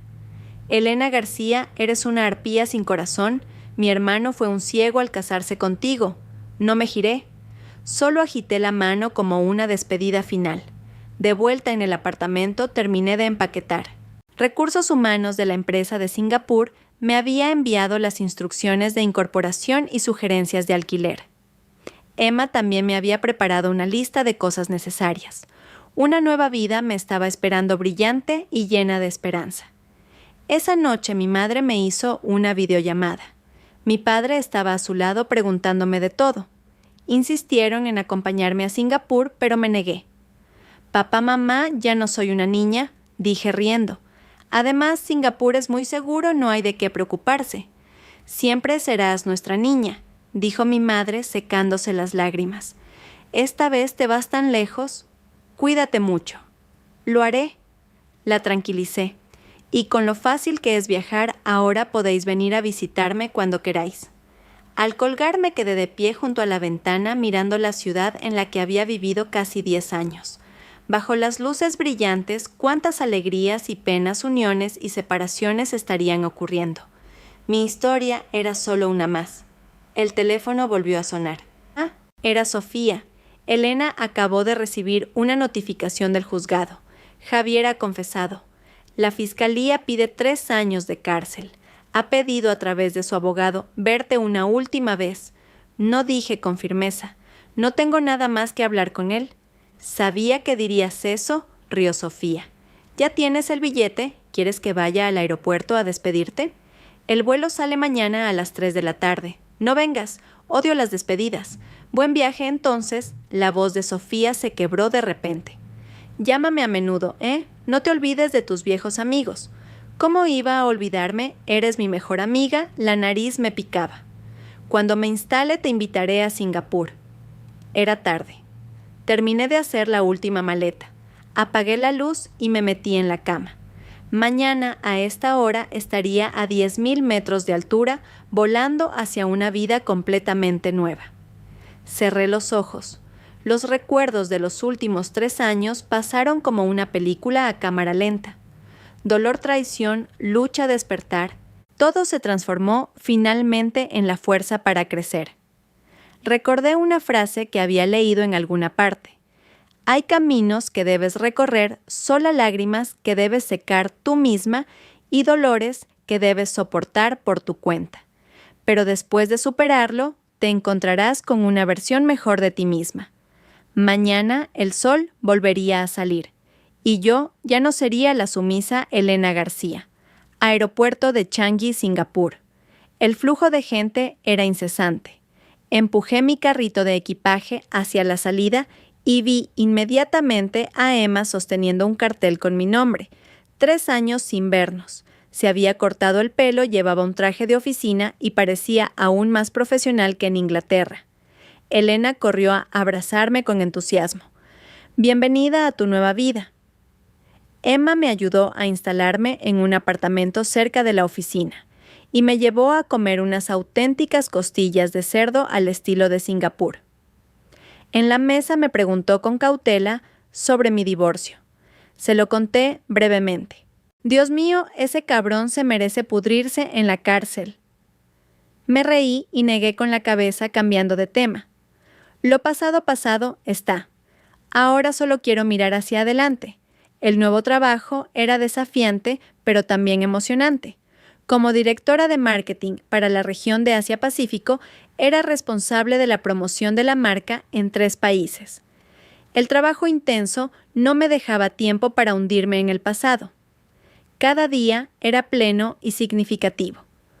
Un mes después recibí un correo del abogado Torres. Javier había sido condenado a 3 años de prisión por falsedad en documento público y estafa. Al mismo tiempo, el tribunal había ejecutado la sentencia de divorcio. El dinero de las cuentas de Javier había sido transferido a la mía. Laura también fue obligada a devolver parte del dinero. Adjunto al correo había un recorte de un periódico nacional con el titular «Marido falsifica escritura para estafar esposa, se divorcia con determinación». En la foto, Javier aparecía rodeado de periodistas con un aspecto lamentable. Cerré el correo con calma, sin sentir nada. El fin de semana participé en un evento de la empresa en un yate por Marina Bay. La noche de Singapur estaba brillantemente iluminada. Mis compañeros brindaban alegremente. Jackson, el director general de marketing, se acercó con una copa de champán. Elena, he oído que dejaste un puesto de alta dirección en España para venir a Singapur. ¡Qué valiente! Sonreí sin decir nada. Él no sabía que no había venido por mi carrera, sino para huir de un pasado que no quería recordar. Pasaron 3 meses y me adapté por completo al ritmo de Singapur. El trabajo iba sobre ruedas y había hecho nuevos amigos. De vez en cuando publicaba fotos de comida y paisajes de Singapur en Instagram. Sofía siempre era la primera en dar me gusta y comentar «La envidia me corroe». Una mañana de martes, cualquiera mientras preparaba un informe trimestral, sonó el teléfono. Un número desconocido con prefijo de España. Dudé un momento, pero contesté.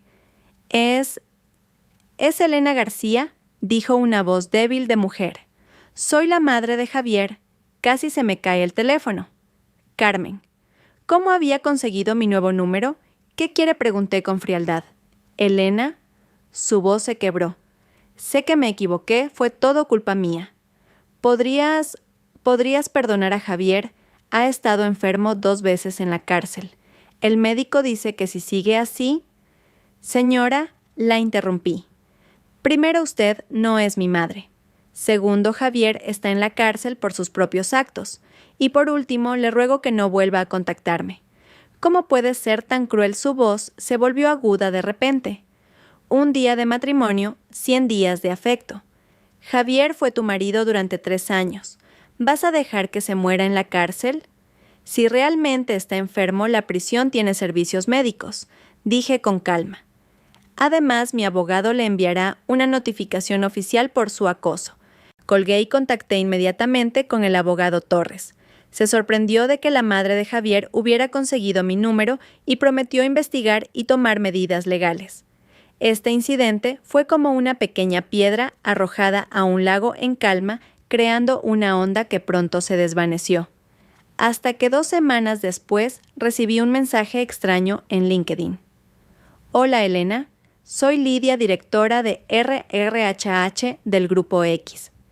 He oído que te va muy bien en Singapur. Me tomo la libertad de contactarte.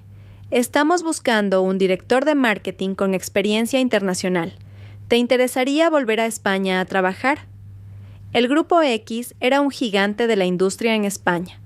El puesto de director de marketing siempre había sido un sueño para mí. Pero volver, aún no estaba preparada para enfrentarme a ese lugar lleno de malos recuerdos. Respondí educadamente. Actualmente estoy muy contenta con mi trabajo, no tengo intención de cambiar por ahora. Lidia respondió rápidamente, entendido. Sin embargo, es una oportunidad única. Salario de 200.000 euros más acciones reportando directamente al CEO. Si cambias de opinión, no dudes en contactarme. 200.000 euros al año, el doble de mi sueldo actual. Me quedé mirando el mensaje durante mucho tiempo, pero finalmente no lo borré. El tiempo voló. En un abrir y cerrar de ojos, llevaba medio año en Singapur. Mi equipo había conseguido 2 grandes clientes y el CEO me había felicitado públicamente. Emma decía que era la expatriada que más rápido se había adaptado que había visto e incluso me animó a solicitar la residencia permanente. Sin embargo, la oferta de trabajo en España seguía rondando mi cabeza. No porque la deseara tanto, sino porque de repente me di cuenta de que estaba huyendo. Huyendo del lugar donde estaba Javier de los recuerdos dolorosos, huyendo de mi yo débil del pasado. Un fin de semana fui sola a la isla de Sentosa. Sentada en la arena blanca, mirando el mar azul, de repente comprendí. El verdadero olvido no es huir, sino tener la capacidad de enfrentar el pasado y elegir no mirar atrás.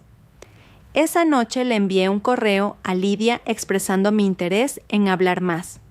Al mismo tiempo contacté con el abogado Torres, preguntándole si en caso de volver Javier y su familia podrían seguir acosándome. Javier sigue cumpliendo, condena le quedan al menos 2 años, respondió el abogado Torres. Sus padres, después de la advertencia legal, no creo que se atrevan a molestarte más. Además, tu reputación en España es muy buena. Muchas mujeres te ven como un ejemplo de lucha contra el abuso.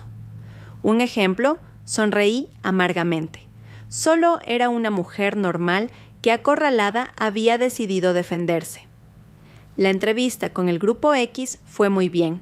Después de una videollamada, incluso organizaron una reunión en persona en Singapur. El presidente de la región Asia-Pacífico voló para cenar conmigo y explicarme los planes de desarrollo de la empresa. Elena, tu experiencia nos ha impresionado profundamente, dijo el presidente con sinceridad. No solo por tu capacidad profesional, sino por la resiliencia y el coraje que has demostrado. Esos son los valores fundamentales de nuestra cultura empresarial. Y así, después de 8 meses en Singapur, decidí volver a España. Emma, aunque triste, entendió mi elección. Sigue a tu corazón, Singapur siempre estará aquí esperándote. El proceso de dimisión fue rápido. El CEO intentó retenerme con un aumento del 30%, pero lo rechacé. No era una cuestión de dinero, sino de completar un ritual de autosanación, volver al lugar que me hirió y empezar una nueva vida con la cabeza bien alta.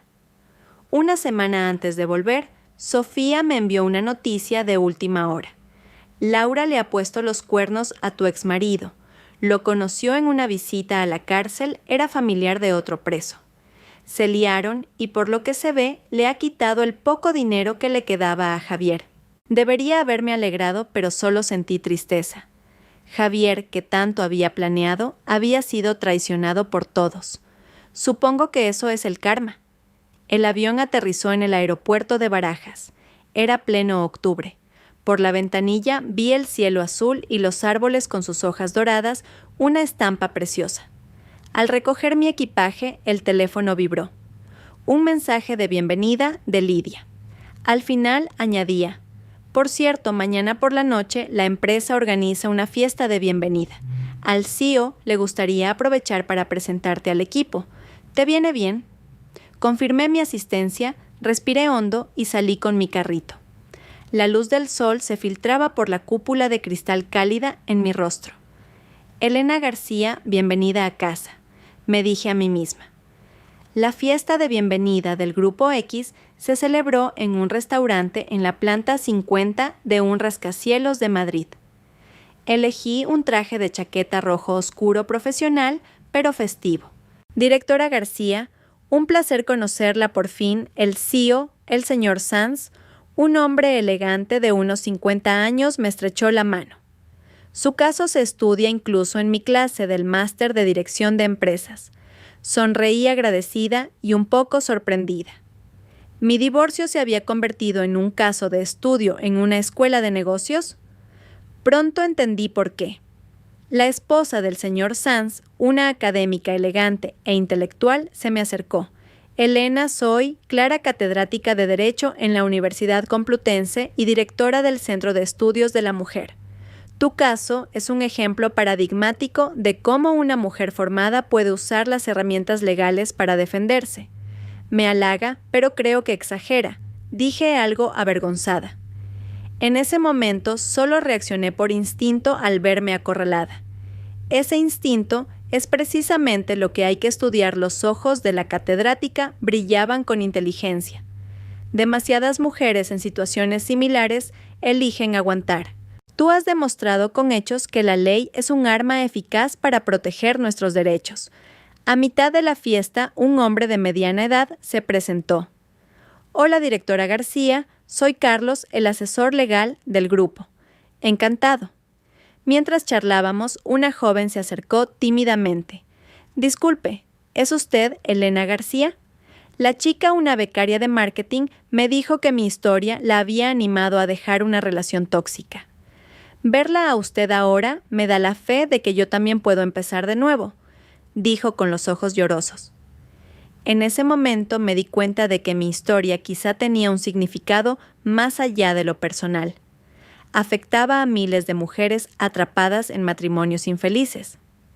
Al final de la fiesta, el señor Sanz dispuso que un chofer me llevara al hotel. En el coche me entregó una carpeta. Directora García, esta es una invitación para el Foro Empresarial de Asia-Pacífico del mes que viene. El grupo ha decidido que usted nos represente y dé una ponencia. La abrí. Era un foro de primer nivel. En años anteriores, solo los vicepresidentes habían tenido el honor de participar. Me temo que no tengo suficiente experiencia. ¿No sea modesta?, sonrió el señor Sanz. Sus logros en Singapur son evidentes. Además, dijo con un tono significativo, su experiencia personal encaja perfectamente con el tema de este año, liderazgo en tiempos de cambio. De vuelta en el hotel, no pude dormir. Por la ventana, las luces de Madrid brillaban una opulencia diferente a la de Singapur.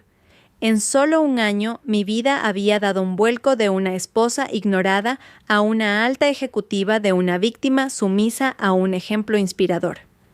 El teléfono vibró. Era un WhatsApp de Sofía. ¿Qué tal? ¿Te has adaptado a tu vuelta? ¿Quedamos mañana? Le respondí con un emoji sonriente. Por supuesto, tengo 1000 cosas que contarte. Al mediodía siguiente quedé con Sofía en una tranquila cafetería.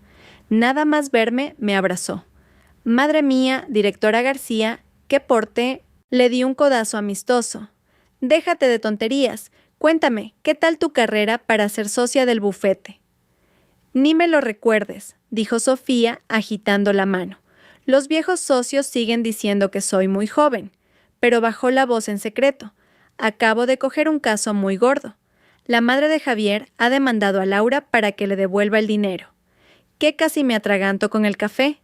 ¿Qué nuevo culebrón es este? Resulta que Carmen insistía en que Laura había estafado a Javier y le exigía la devolución de 150,000 euros en regalos, incluyendo los 80,000 que ya conocíamos. Laura, por su parte, afirmaba que era una compensación por su juventud perdida.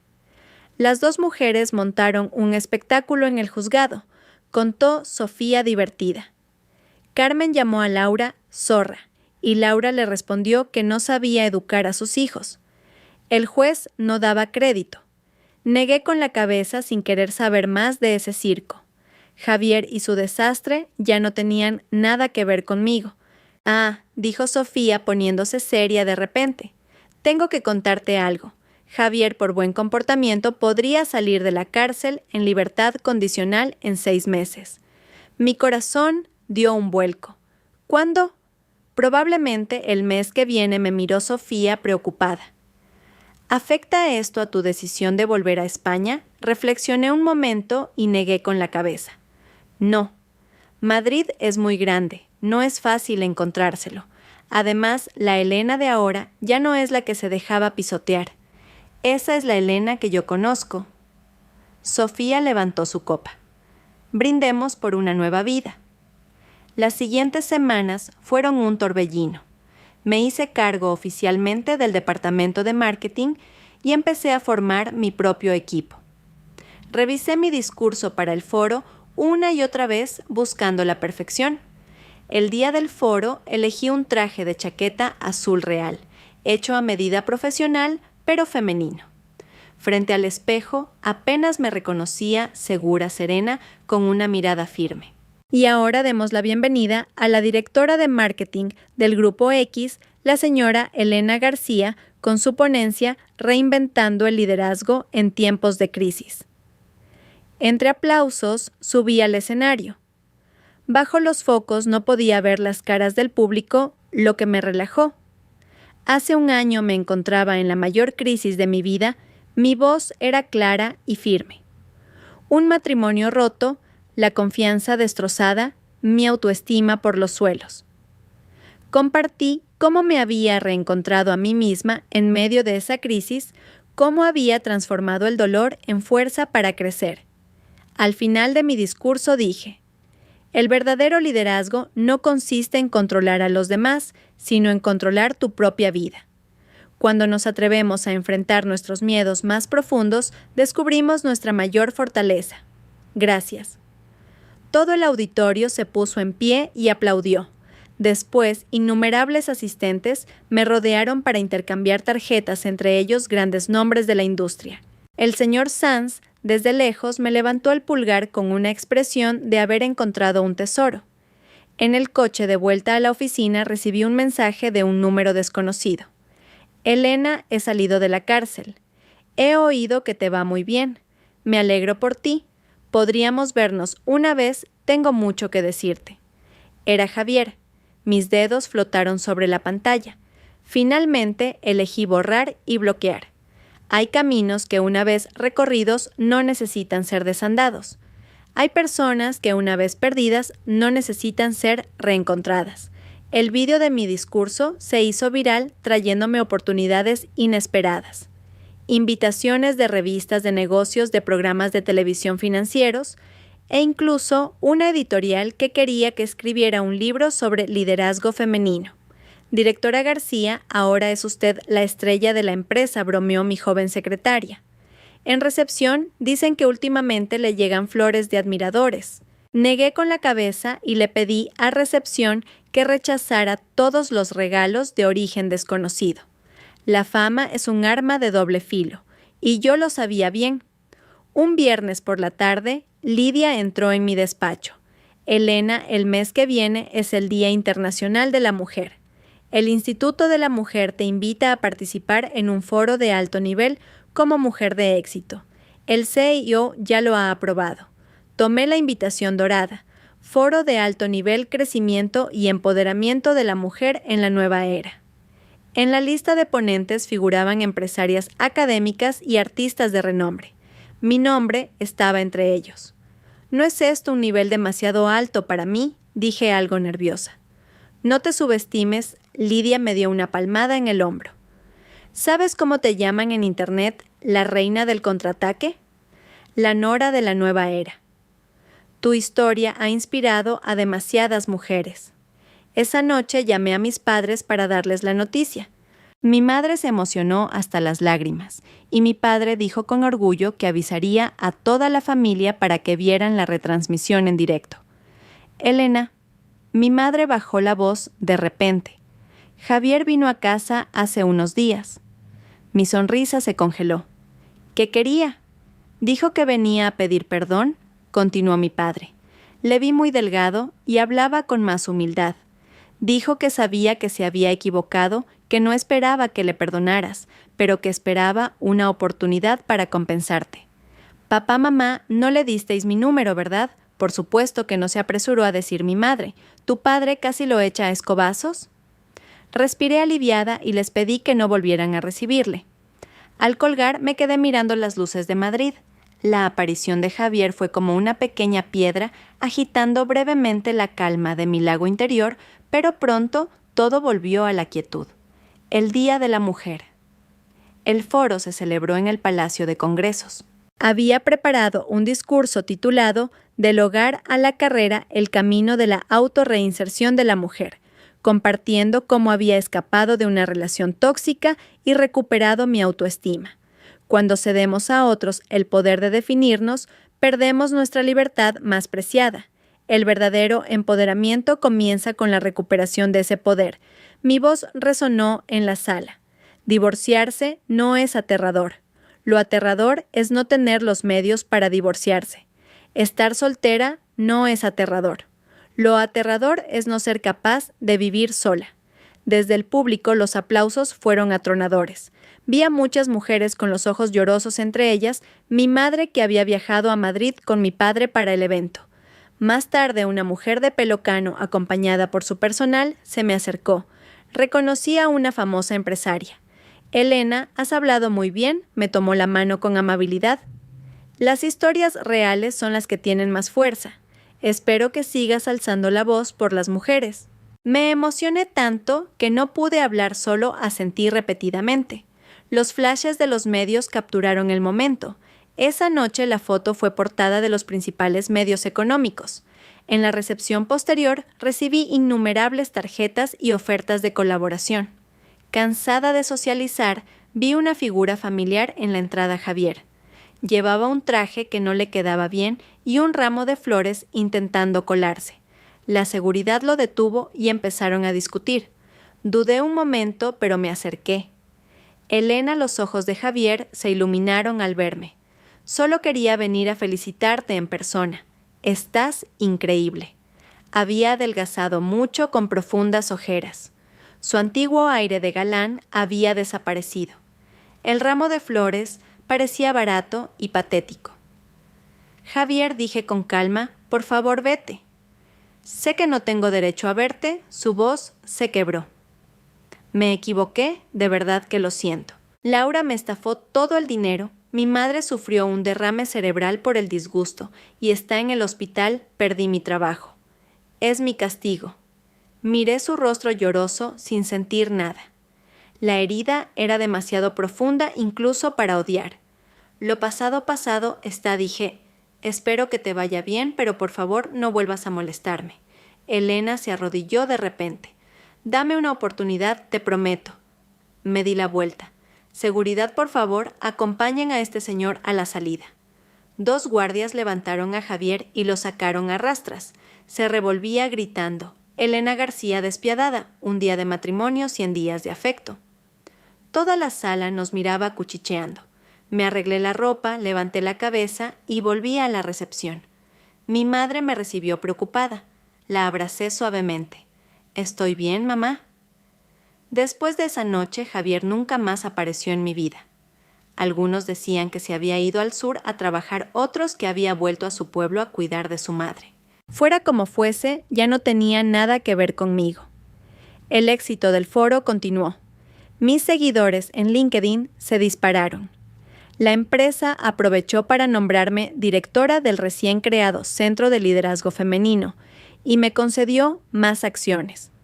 Con la llegada de la primavera compré un apartamento en Madrid.